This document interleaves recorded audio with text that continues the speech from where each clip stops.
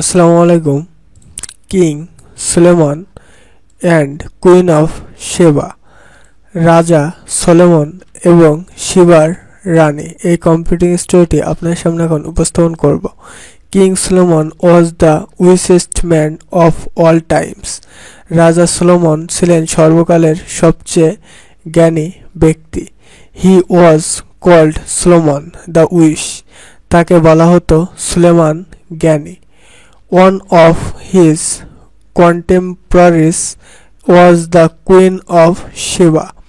তার সমসাময়িকদের মধ্যে একজন ছিলেন শেবার রানী। She heard Solomon's name many times for his outstanding knowledge. তিনি সলোমনের অসামান্য জ্ঞানের জন্য তার নাম বহুবার শুনেছেন।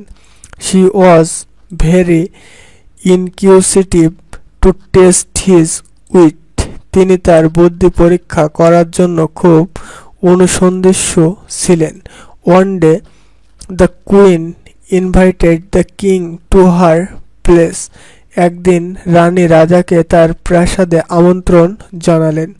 Solomon accepted her invitation. Sulaiman তার আমন্ত্রণ গ্রহণ করলেন। The king came to her palace in due time.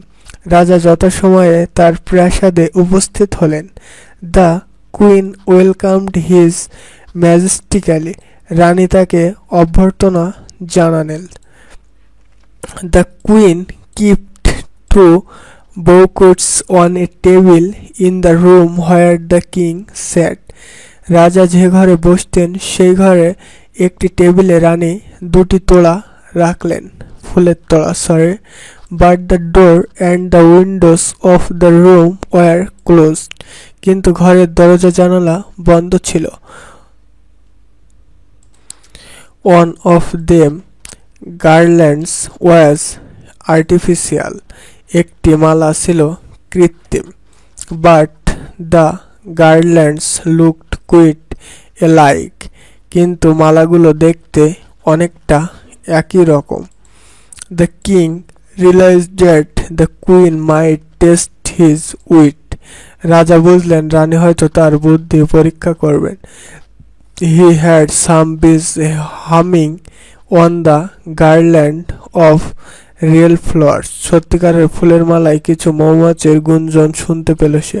The queen of Sheba was charmed by his wisdom. শিবার রানী তার জ্ঞান দ্বারা মুগ্ধ হয়েছিল।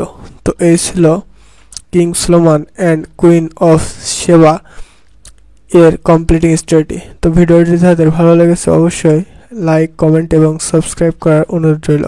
আসসালামু আলাইকুম। Thanks everyone.